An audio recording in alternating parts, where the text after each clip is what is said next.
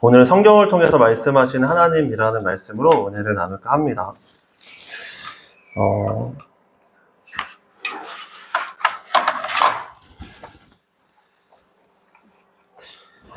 그 조혜련 씨의 간증을 보셨죠? 성경을 읽으면 사람이 변화됩니다.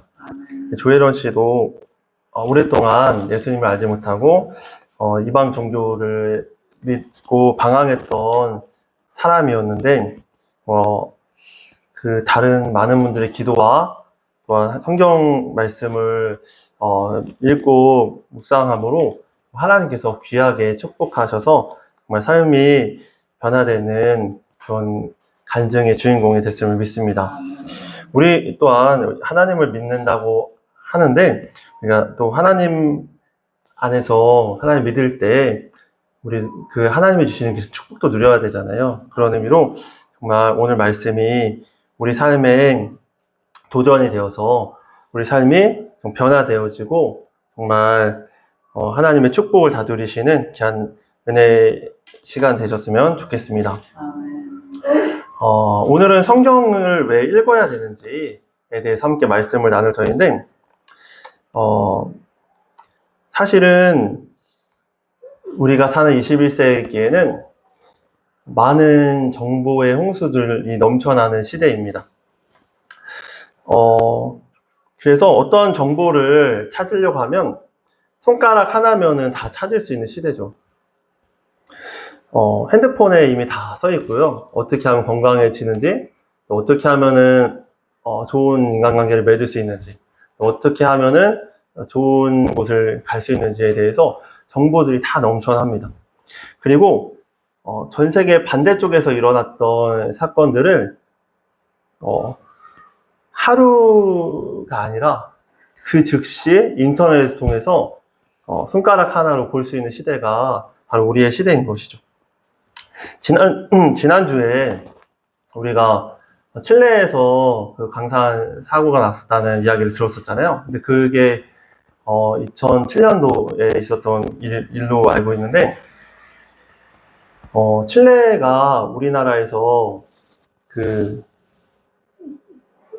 지구의 반대편 그 중심을 뚫고 나가면은 바로 나오는 곳이 칠레래요. 그러니까 정말로 지구 반대편에서 일어났던 그 사건이 그 즉시로 우리에게 그 어떤 일이 일어나고 있는지 우리가 알 수 있었던 거죠. 그래서 우리가 그런 어려움들이 있을 때 우리 기도할 수 있는 것이죠. 이처럼 우리는 어느 때보다 더 잘 연결된 시대에 살고 있는 것입니다. 그래서 어떤 사람들은 성경이 이렇게 오래전에 쓰여진 책인데 우리에게 무슨 이야기를 해줄 수 있는가 라고 이야기하는 사람들도 있는 것입니다. 18세기 프랑스 철학자 볼테르라는 사람은 그때 당시에 100년이 지나면 성경은 박물관의 유물이 될 것이고 더욱 발전된 철학이 성경을 대체할 것이다 라고 이야기를 했죠. 하지만 우리가 잘 아시는 것처럼 성경은 여전히 전 세계에서 가장 많이 읽히는 책이고 역사상 가장 많이 읽히는 책임을 우리가 잘 알고 있는 것입니다. 그럼 왜 성경이 이렇게 역사상 사람들에게 가장 많이 읽히는 책이 되었을까요? 베스트셀러가 유명한 이유는, 인기 있는 이유는 그 책에 영향력이 있기 때문입니다.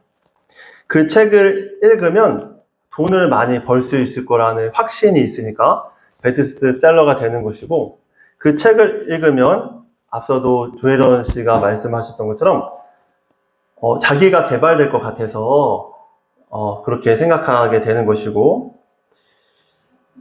소리를 좀 줄일까요? 예. 뭔가 변화될 거라는 확신이 있기 때문에 우리가 베스트셀러를 읽는 거잖아요. 수많은 사람들이 보게 되는 것이죠. 마찬가지로 성경 또한 뭔가 엄청난 영향력이 나에게 있을 거라는 확신이 없으면 전 세계의 많은 사람들이 그것도 역사상 가장 많은 인기를 누릴 수 있었을까라고 생각을 해볼 수 있을 것 같습니다. 실제로 성경은 수많은 사람들을 변화시키는 강력한 책이었습니다. 조혜련 씨가 그랬고요. 그리고 루 윌리스라는 사람이 있었는데, 이 사람도 저번에도 말씀드렸던 그 미국의 한 사람이 하나님이 정말 사실인가 성경을 연구하다가 그것이 사실임을, 역사적 사실임을 알게 되고 그렇게 베스트셀러를 썼던 것처럼 루 윌리스라는 이 사람도 처음에는 성경이 이렇게 고리타분하고 오래된 책이기 때문에 내가 이 성경의 모순을 밝혀내겠다라고 시작된 성경 읽기가 정말 하나님이 살아계시고 예수님이 나를 위해서 오셨다라는 것을 깨닫고 소설책을 쓰게 됩니다. 그리고 그 소설책이 영화화되죠. 그리고 수많은 사람들에게 도전을 주게 됩니다. 이 영화가 바로 배너라는 영화인 것이죠. 또한 그 지난주 목요일날 새벽 기도 시간에 또 함께 나누었지만 우리나라에 제가 강화도 기독교 박물관을 가본 적이 있었는데 그 기독교 박물관에서 그 소리를 아예 꺼주시면 좋을 것 같아요. 네, 너무 화얼링이 울려가지고 그냥 소리를 꺼주셔도 좋을 것 같습니다. 그 강화도에 첫 번째로 그 세례를 받은 분이 바로 이승훈 씨라는 분이 계신데 그분이 주막 주인이었습니다. 무슨 말이냐면 술집 주인이었죠. 그런데 그 사람이 항상 술에 쩔어 살고 막 그랬었는데 네, 그냥 꺼주셔도 좋을 것 같아요. 네. 네. 그분이 네, 소리를 아예 꺼주셔도 좋을 것 같습니다. 네. 네. 그냥 아예 꺼주세요. 네. 네, 감사합니다. 네, 이제 집중되시죠? 네, 그분이 이승훈 씨가 하나님을 만나고 나서 변화된 이후에 그 가정이 변화되고 그 가정에서 교회가 세워지고 많은 이웃들이 변화되어지고 결국에는 강화도에 지금의 90%가 기독교인이 되었다라는 것이죠. 이처럼 하나님께서는 어떠한 사람을 막론하고 우리가 볼 때는 은혜 받을 만한 잘하고 여겨지지 않는 사람일지라도 어떠한 사람을 막론하고 하나님을 만난, 특별히 성경을 통해서 하나님을 만난 사람들은 다 변화되었던 것입니다. 그렇다면 왜 우리에게는 변화가 없는가, 때로는 변화가 더진가? 라는 것을 한번 생각해 보면 좋을 것 같습니다. 잠깐 영상 한 편을 보시죠. 우리가 처음 만난 게 2005년이었는데 신학과정을 마친 후 우리나라를 향한 같은 열정을 느끼고 본국으로 돌아가 복음을 전하기로 했죠. 얼마나 위험한 일인지 알았지만 그래도 가기로 결정하고 목사님께 전화를 걸었어요. 런던에 계신 목사님께 성경 몇천 권을 보내달라고 부탁드렸죠. 쉽지 않은 일이었지만 신약 성경을 받고 첫 미션을 시작했어요. 밤마다 배낭에 신약 성경 140권 정도를 담아서 우편 하나를 넣었어요. 겨울에는 8에서 9시간 정도 아주 오랫동안 걸어야 했던 때도 있었죠. 그렇게 거의 3년 만에 신약 성경 2만 권 정도를 배포했어요. 하나님이 우리를 보호해 주신 정말 놀라운 이야기들이 많아요. 하나님의 기적을 직접 목격했죠. 성경을 나눠주고 사람들과 이야기하면서 우리 아파트에 가정교회를 2개 세웠어요. 위험하다는 건 알고 있었죠. 감옥에서 거의 9개월을 보냈어요. 14일 동안은 따로 떨어져 독방에 갇혀 있었고요. 9개월 동안 10번 재판을 받고 10번 법정에 섰어요. 그리고 재판 때마다 판사들과 신문관들이 우리를 교수형에 처하겠다고 협박했죠. 그들은 예수님에 대한 믿음을 부인하라고 강요했어요. 당시엔 우리에게 성경이 없었지만 말씀대로 사는 법을 이미 터득한 상태였죠. 날마다 기도하면서 말씀대로 살아갈 힘을 주시기를 구했어요. 그리고 우리를 통해 수감자들에게 하나님이 드러나시길 구했죠. 그리고 거의 9개월이 지난 어느 날 세계 각지의 많은 분들이 우리를 응원하고 있다는 걸 알게 됐어요. 그리고 이런 분들 덕분에 정부에선 우리를 석방해줄 수밖에 없었죠. 아까 마르지에가 우리가 성경책을 나눠준 걸 이야기했잖아요. 그땐 그냥 그 성경을 위해 기도만 했어요. 누가 받을지 전혀 몰랐죠. 그런데 2년 전쯤 호주에 갔을 때 한 교회에 초대를 받았어요. 간증을 마쳤는데 한 커플이 강당으로 나오더라고요. 근데 그 두 사람이 울면서 자신의 이야기를 들려주는 거예요. 저희가 우편함에 넣어둔 성경을 아내가 발견했는데 온 가족이 그 신약 성경을 읽고 예수님을 영접하게 됐다고요. 우리는 성경책을 우편함에 넣어두기만 했을 뿐이었는데도요. 네, 잘 보셨죠? 여러분, 성경은 이렇게 사람과 사회를 변화시킵니다. 목숨까지 걸 정도로, 이렇게, 복음을 전할 수 있는 그런 믿음이 생기죠. 우리에게도 이러한 믿음과 이러한 변화가 있기를 소망합니다. 성경은 하나님의 감동으로 쓰여진 책입니다. 그렇기 때문에 이 성경을 읽으면 우리가 변화될 수 있는 것입니다. 하나님의 감동이라는 말은 헬라어로 하나님이 숨을 불어넣으셨다라는 말씀인데 성경은 수많은 사람들이 무려 1600년에 걸쳐서 기록한 책입니다.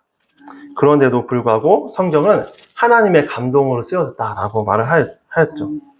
이것을 설명을 해드리면 바로 런던 그 스페인에 안토니우 가우디라는 천재 건축가가 가우디 성당이라는 성당을 무려 1400년에 걸쳐서 건축했던 이야기를 들어서 설명을 드릴 수 있을 것 같습니다.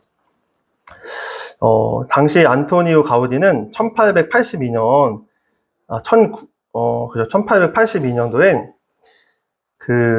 이 사그라다 파밀리아라는 성당을 건축을 요청을 받았습니다.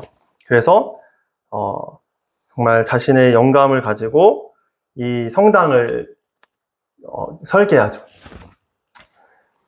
그리고 이 성당이 아직까지 지어져서 무려 2026년 내후년에 완공을 앞두고 합니다.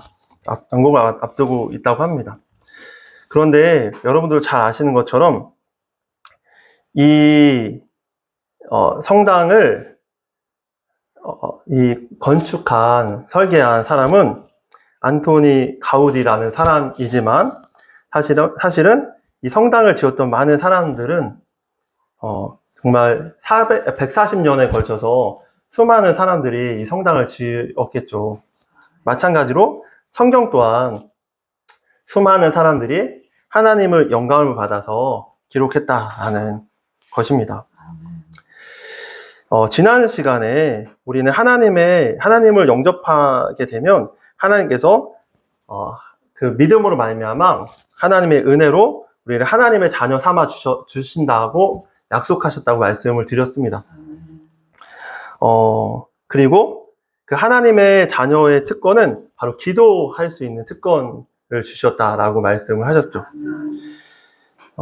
바로 기도는 하나님께 우리의 마음을 아뢰고 하나님과 대화할 수 있는 그런 방법이라는 것입니다. 그럼 우리가 기도를 통해서 하나님께 말씀을 드렸는데 어떻게 하면 우리가 하나님께 말씀드린 것을 응답받을 수 있을까요? 바로 성경을 통해서 우리가 하나님께 응답받을 수 있는 것입니다. 우리가 이렇게 대화를 하잖아요. 서로 대화를 하는데, 이 대화를 할 때 어떤 사람이 일방적으로만 이야기한다고 생각해 보세요. 그럼 어떨 것 같으세요? 그죠? 일방적으로 대화한다고 생각하시면 그게 대화가 아니겠죠. 마찬가지로 우리가 하나님께 일방적으로 기도만 한다고 생각해 봅시다. 그러면은 속이 타 들어가겠죠. 그죠? 그런데 하나님께서는 우리의 기도에 우리가 하나님께 대화할 때 말씀해 주시는데 그 말씀의 방법이 성경을 통해서 말씀해 주신다라는 것입니다. 제가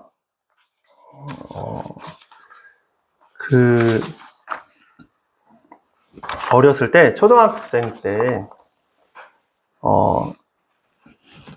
아직 신앙의 깊이가 깊지 않았을 때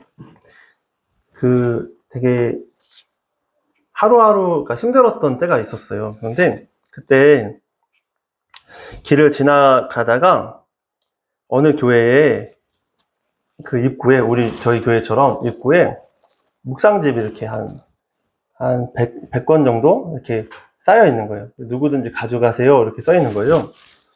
그거를 딱 보게 되었습니다. 너무 재밌는 거예요. 왜냐하면 그때 당시에 그 묵상집이 만나 묵상인가 그렇게 써 있었는데 거기에는 재미있는 이야기가 있는 거예요. 하루에 성경 말씀이 써 있고 그리고 오른편에는 재미있는 이야기가 써 있는 거죠. 저는 성경을 당시에 읽지 않았기 때문에 그냥 우연히 받아본 그 묵상집을 짧게 한 줄로 그날 오늘의 말씀이라고 한 구절의 말씀이 써 있고 그리고 이야기가 써 있는 이야기를 들으면서 하루를 이렇게 보냈던 것 같아요. 재밌다. 그렇게 보냈던 것 같아요. 그런데 그렇게 하루를 보냈는데 신기하게 그날 뭐 예를 들어서 친구랑 싸웠어요. 친구를 싸웠는데 그날 열심히 싸웠죠. 친구랑 예를 들어서. 그랬는데 돌아와서 다시 그 묵상지를 봤는데 서로 화목하라 이런 말씀이 있는 거예요. 그러니까 미리 대비하라고 그 말씀을 주셨구나 이런 깨달음이 드는 거죠. 그래서 되게 신기해서 그 다음 날도 그 말씀을 보는데 정말로 신기하게 하나님이 그때 딱 필요한 나에게 하시고자 하셨던 말씀들 아니면 미리 그 하루를 대비할 수 있는 말씀을 그 짤막한 그 한 줄 말씀으로 그리고 그 이야기 말씀으로 저에게 주셨다는 것을 알게 되었습니다. 그래서 그때의 느낌에 막연하게 하나님은 지금도 나의 삶에 말씀하시는 분이구나 그런 깨달음이 좀 있었던 것 같아요. 차기령 씨라는 분이 계신데 이분이 어떤 분이냐면 차수학이라고 약간 일타 강사? 수학으로 유명한 강사인데 이분이 어떠한 사업을 할 때나 어떠한 일을 계획할 때 항상 하나님 말씀을 듣고 계획을 하신대요. 오늘 우리가 어린이 친구들하고 이야기했지만 다윗이 마치 매일 기도하고 하나님의 뜻을 구하고 나아갔던 것처럼 그렇게 하신대요. 그러면서 이분이 간증해서 하셨던 말씀이 한 가지 있는데 무엇이었냐면 이런 이야기를 하시는 거예요. 자신은 매일 성경 말씀을 읽으며 그 말씀 가운데 감동이 되는 부분을 메모장에 기록한다는 거예요. 그리고 나서 그 메모를 지나고 나서 돌아보면 이것이 하나님이 나에게 그때 하시고자 하셨던 말씀이구나 라는 것을 깨닫게 되었다고 합니다. 그래서 그때부터 그 말씀의 소중함을 느끼며 매일 말씀을 읽으며 감동되는 부분을 기록하셨다라고 합니다. 이처럼 하나님은 성경을 통해서 지금도 말씀하시는 분이십니다. 하나님은 우리가 하나님의 자녀잖아요. 하나님의 자녀면은 하나님은 우리의 누구시죠? 아버지시잖아요. 근데 그냥 아버지가 아니라 어떤 아버지시죠? 하늘에 계신 우리 아버지, 그냥 우리 아버지가 아니라 사랑이 엄청 많으신 아버지잖아요. 그런데 사랑이 많다라는 말은 어떤 말일까요? 만약에 사랑에 빠져보셨습니까? 네, 사랑에 빠져보면은 어떤 마음이 드냐면, 그 사람이 내 마음을 알아주길 바래요. 저도 아내랑 처음에 교제를 하게 됐을 때, 카카오톡에 제가 알기로는, 그러니까 이렇게 카톡을 보냈겠죠? 근데, 기대하는 마음으로, 근데 새벽 기도를 그때 갔다 왔는데, 되게 피곤한 마음에 새벽 기도를 하기 전에 비몽사몽에 카톡을 봤어요. 근데, 아내가 받아주는 그런 카톡이 있는 거예요. 그래서 너무 감동이 돼서, 새벽 기도 가는 너무 행복한 거예요. 그래서 기도를 하러 갔어요. 그리고 나서 새벽 기도 끝나고 나서 그 카톡을 봤어요. 없는 거예요. 댓글이 없는 거예요. 답장이. 그래서, 이게 어떻게 된 일인가? 내가 꿈을 꿨나? 내가 꿈을 꿨었나 보다. 이런 생각을 했어요. 근데, 나중에 알고 보니, 다행히 나중에 알게 된 거는, 카톡이 아니라 페이스북 당시에 메신저였던 거죠. 그래서 다행히, 지금 잘 살고 있는데, 마찬가지로, 누군가를 사랑하게 되면, 그 사람이 나의 마음을 알아주길 원하게 되고, 그리고, 내 마음을 전달하기 원하게 된다라는 것입니다. 하물며 하나님께서도 어떻게 하시겠습니까? 마찬가지로 하나님께서도 만약에 정말로 우리를 사랑하시는 분이 맞으시다면 정말로 하나님께서 우리에게 당연히 어떤 방법을 통해서도 우리에게 자신이 우리를 얼마나 사랑하시는지 매일 말씀하고 싶어 하시겠죠. 그죠? 당연하잖아요. 그런 의미로 지금도 하나님께서는 우리를 정말 사랑하시는 하나님이 맞다면 지금도 우리에게 말씀하시고 계신다는 것을 우리가 믿어야 합니다. 그리고 실제로 그렇습니다.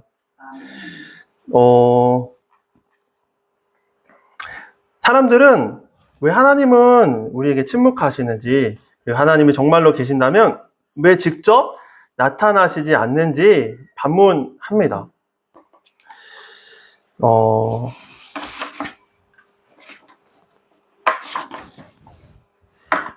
이게 지금도 건축하고 있는 건축물이고요.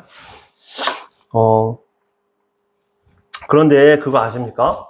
하나님은 말씀하셨습니다. 내가 너를 얼마나 사랑하는지, 이 세상을 얼마나 사랑하는지, 그리고 아직 하나님을 모르는 많은 사람들에게도 그 사랑을 보이셨답니다. 바로 그 생태계의 많은 자연을 통해서 하나님은 이 꽃을 봐라. 내가 너를 얼마나 사랑하는지 이 꽃을 통해서 내가 너에게 사랑을 고백한단다. 이 아름다운 별들을 봐라. 이 별들을 통해서 내가 너를 얼마나 사랑하는지 보여주고 싶구나. 이 아름다운 나비들을 봐라. 내가 너를 얼마나 사랑하는지 보여주고 싶구나. 이렇게 계속 하나님께서는 자연을 통해서 말씀하고 계시죠. 그런데 세상의 사람들은 그 하나님의 사랑을 알지 못합니다. 왜냐하면 하나님을 믿지 못하기 때문이죠. 이거는 제가 그 강화도에 자연사박물관을 제 딸이랑 가보게 되었는데, 그 자연사박물관을 가보니까 이렇게 되어 있더라고요. 이렇게 동식물들을 진화론을 홍보하며 진화론의 진화 순서대로 나열해 놓았더라고요. 그리고 그 진화론의 진화가 되었기 때문에 생태계에선 이런 먹이사슬이 존재하고, 그래서 서로 먹고 죽이고 하는 약육강식의 이 세상이 되었다라고 가리키고 있었습니다. 그런데 저는 박물관에서 하나의 사진을, 실물을 보게 되었는데, 이걸 보면서 저는 하나님이 이처럼 아름답게 세상을 창조하셨구나 라는 걸 깨닫게 되었습니다. 이것이 딱정벌레들에 대한 그런 풍뎅이에 대한 그런 여러 종류들을 이렇게 별처럼 나열해 놓은 건데, 어떠십니까? 아름다운 작품 같지 않으십니까? 그 옆에 수많은 형형색색의 아름다운 나비들이 전시되어 있는 것을 보았습니다. 그걸 보면서 하나님이 이렇게 아름답게 서로 조화를 이루어 살아가도록 세상을 창조하셨구나 라는 것을 깨닫게 되었답니다. 이 많은 것들이 진화를 홍보하며 전시되어 있는 것이었는데, 사실은 저는 이런 것들을 보면서 하나님이 얼마나 오묘하게 이 세상을 창조하셨을까? 하나님께서 얼마나 우리를 사랑하셔서 이런 많은 것을 주셨구나 라는 생각을 하게 되었답니다. 여러분, 이처럼 하나님께서는 지금도 여전히 매일의 우리의 삶 가운데 우리를 얼마나 사랑하시는지 말씀하고 계시답니다. 높은 산 위에 멋진 자연 광경을 보면 우리가 그것을 보며 경이롭다라고 표현하지 않을 수가 없는 것입니다. 여기는 빅토리아 호수인데요. 다리보다 폭포가 더 큰 폭포입니다. 여기는 절벽인데요. 절벽이 무려 600m나 높은 절벽이라 하고요. 여기는 한 사람이 점으로 보이죠. 이 한 사람보다 웅장한 자연을 볼 수 있잖아요. 이것이 정말 엄청나게 위대하신 창조주 하나님께서 이 세상을 만들어 주셨고 우리를 사랑하고 계심을 보여주고 있는 증거인 것입니다. 여기는 몽골에 있는 한 운막 같은 곳인데, 거기서 바라보는 무수한 별자리를 찍은 것이죠. 이게 실제 사진인데요. 이게 사진작가, 유명한 세계 사진작가가 찍어 놓은 사진인데 제가 가져왔어요. 네. 이렇게 아름답게 하나님께서 무수한 별들을 만들어 주신 것이죠. 그거 아십니까? 우주에 있는 별자리가 지구에 있는 모래알보다 많은 거. 이것만 보더라도 하나님께서 우리를 얼마나 사랑하시고 하나님께서 이 세상을 얼마나 아름답게 창조하셨음을 알 수가 있는 것입니다. 성경은요, 따분하다고 말씀하시는 분이 있어요. 왜냐하면 너무나도 규칙들이 많다고 말하기 때문입니다. 하지만 하나님께서 우리에게 그러한 규칙들을 주신 이유는요, 우리를 미워하셔서 그런 규칙을 주신 것이 아니라 안전하게 하시려고 하시는 거예요. 십계명을 주셨잖아요. 우리 한번 읽어볼까요? 시작! 너는 나 외에는 다른 신들을 내게 두지 말라. 너를 위하여 새긴 우상을 만들지 말고 또 위로 하늘에 있는 것이나 아래로 땅에 있는 것이나 만들지 말며 그것들에게 절하지 말며 그것들을 섬기지 말라. 너는 내 하나님 여호와의 이름을 망령되게 부르지 말라. 안식일을 기억하여 거룩하게 지키라. 이 말씀은요, 사실은 내가 널 사랑해 라고 하는 표현이에요. 왜냐하면 사랑하는 사람이 마음대로 다른 사람을 바라보며 살아가는데, 만약에 정말 사랑한다면 그것을 그냥 둘 사람이 어디 있어요. 마찬가지로 하나님께서는 내가 너 이만큼 사랑해, 그러니까 너 나만 사랑해? 이렇게 1절부터 4절까지 말씀하고 계신 거예요. 그리고 5번부터 10번까지는요, 하나님께서 우리를 사랑하시기 때문에 안전하게 지켜주려고 이거 하면 안 돼, 이렇게 살아, 이렇게 살아야 돼, 행복해, 이렇게 살아야지 너가 복을 받는 거야. 이렇게 말씀하신 거예요. 우리 5장부터 10장까지 한번 읽어볼까요? 시작. 내 부모를 공경하라. 살인하지 말라. 간음하지 말라. 도둑질하지 말라. 내 이웃을 대하여 거짓 증거하지 말라. 내 이웃의 집을 탐내지 말라. 여러분, 하나님이 이러한 규칙들을 정해놓으신 건요, 우리를 사랑하시기 때문입니다. 우리가 잘 되기 원하시기 때문입니다. 사탄은요, 우리를 망하게 합니다. 망하게 하는 방법이 뭐냐면요, 우리가 듣기 싫어하는 말을 하지 않고 우리가 듣기 좋은 말만 해줍니다. 예를 들어서 당뇨병 환자가 있어요. 그래서 단 걸 먹으면 안 돼요.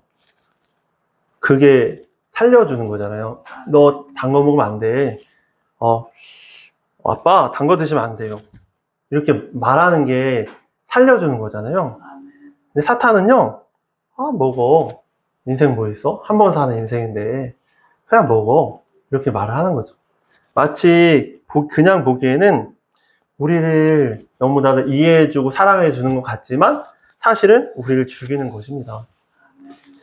성경은 하나님의 러브레터라고 흔히들 묘사합니다. 그리고 사실은 하나님을 잘 모르는 사람들에게는 우리가 러브레터죠. 하나님. 송장로님을 뵈면서 느낀 게 한 가지가 있어요. 그것이 무엇이었냐면, 처음에는 이 말씀을 가지고 말씀 전해야겠다라고 생각했을 때, 여러분, 말씀대로 사세요. 말씀 많이 읽으세요. 그리고 순종하세요. 그러면 복 받아요. 그렇게 전하고 싶었어요. 근데 보면서 느낀 게 그거였어요. 이번엔 성경 읽을 시간이 없으시겠다. 내가 그때 깨달은 게 뭐냐면, 죄송하지만 오늘도 예배가 좀 이렇게 어수선했죠. 준비를 많이 못해서 죄송한데, 약간 어수선했어요. 근데 사실은 못 나오셔서 너무 안타깝지만, 그렇게 성경을 읽을 수 많이 없는 분들에게는, 혹은 하나님을 잘 알지 못하는 분들에게는, 정말 잘 기회가 있을 때마다 하나님의 사랑을 잘 전해주는 러브레터가 되어서 그렇게 전해드리는 게 중요하겠다라는 생각을 했습니다. 너 성경 많이 읽어? 그 성경 안 읽으니까 힘들게 살지. 말씀대로 살면 복 받잖아. 그러니까 말씀 많이 읽고 그때대로 순종하세요. 쉽죠. 근데 사실은 그렇게 안 되는 사람들도 많잖아요. 저 또한 마찬가지인데, 아침에 새벽에 일어나는 게 정말 어렵잖아요. 그런 사람들이 많잖아요. 그런 사람들에게는 하나님의 사랑을 전해주는 통로로 얘네는 이 기회 때마다 하나님의 말씀을 잘 전해주는 것이 복이 아닐까라는 생각을 해보았습니다. 여러분, 그런데요, 시간이 있으시면, 때로는 시간이 없지만도 가능하시면 시간을 조금 쓰셔서라도 성경을 읽으시길 축복합니다. 왜냐하면 성경 속에는 정말 무수히 하나님의 많은 사랑의 그 대화의 이야기들이 너무나도 가득 차 있기 때문에 성경이 설교보다도 더 귀한 것은 순도 100%의 하나님의 사랑의 메시지가 담겨 있습니다. 저는 약간 각색을 하잖아요. 그런 의미로 성경을 많이 보시면 좋겠습니다. 어떻게 하면 사람이 안 변한다 그랬잖아요. 우리가 사람이 왜 안 변할까 생각해 보니까 사랑이 빠지지 않아서가 아닐까 라는 생각을 해봤습니다. 저도 변했을까요? 변했습니다. 언제 변했냐면, 언제 가장 많이 변했었냐면 고등학교 2학년 때 하나님을 뜨겁게 만났을 때 변했어요. 어떻게 변했었냐면, 고등학교 2학년 때 이분처럼 진짜 목숨 걸고 복음을 전하고 싶었거든요. 어느 정도냐면 친구가 예수님 안 믿어요. 그럼 제 사비를 털어서 그 친구가 일본어를 공부했어요. 일본어 성경책을 사가지고 그 친구가 선물 주고, 나중에 그 친구 집에 놀러 가니까 그 친구가 그 일본어 성경책을 너무 이렇게 두꺼우니까 너무 좋았나 봐요. 그래서 컴퓨터 받침으로 잘 쓰고 있더라고요. 이렇게 그 복음을 전하고 예수님 전하고 막 그랬어요. 근데 제가 부끄러운 거는 요즘에는 많이 그게 심해진 것 같아요. 때로는 죄도 많이 짓고 잘못하고 회개하고 다시 돌이키고 이런 반복된 삶이 있거든요. 하나님의 사랑을 많이 잊어버려서 그런 게 아닐까. 그리고 그 하나님이 그때는 얼마나 나를 사랑하시는지 막 느껴졌었거든요. 지금도 물론 그렇지만 그게 너무 아시겠지만 너무 당연하게 된 거죠. 그 은혜들이 우리가 다시 하나님의 사랑에 빠질 때 우리 삶이 회복되어지고 변화되지 않을까라는 생각을 해보았습니다. 요한복음에는 이런 말씀이 있어요. 우리 큰 소리로 이게 마무리할게요. 읽어볼까요? 시작. 오직 이것을 기록함은 너희로 예수께서 하나님의 아들 그리스도이심을 믿게 하려 함이요 또 너희로 믿고 그 이름을 힘입어 생명을 얻게 하려 함이니라. 요한복음 20장 31절 말씀. 이 요한복음은 요한이 썼죠. 그죠? 하나님의 감동으로 한 명의 그 목수를, 요한이라는 목수를 데려다가 성경을 쓰게 하셨죠. 건축자이신 예수님께서. 근데 이 요한이 이 예수님에 대한 기록을 썼을 거 아니에요. 사복음서. 예수님이 어떠셨고, 어떤 기적을 행하셨고, 어떤 삶을 사셨습니다. 그리고 여러분을 위해서 죽으셨고, 부활하셨습니다. 예수를 믿으면 여러분이 생명을 얻습니다. 이렇게 이야기를 했잖아요. 이게 요한복음 20장 31절이 요한복음 마지막 절이거든요. 근데 이 말씀은 무슨 말씀이냐면, 여러분 제가 요한복음을 하나님의 감동으로 썼습니다. 이 요한복음을 쓴 이유는요, 예수님을 여러분들이 알게 하려고, 그래서 예수님의 사랑을 믿게 하려고, 그 사랑을 믿을 때 여러분들이 생명을 얻고 변화돼서 구원을 얻게 하게 하려고 썼습니다. 라고 이야기한 겁니다. 요한복음 뿐이겠습니까? 성경 전체가 다 그런 것이죠. 하나님이 여러분을 얼마나 사랑하시는지 보여주고 있는 것이 성경임을 믿습니다. 여러분, 존 웨슬레는,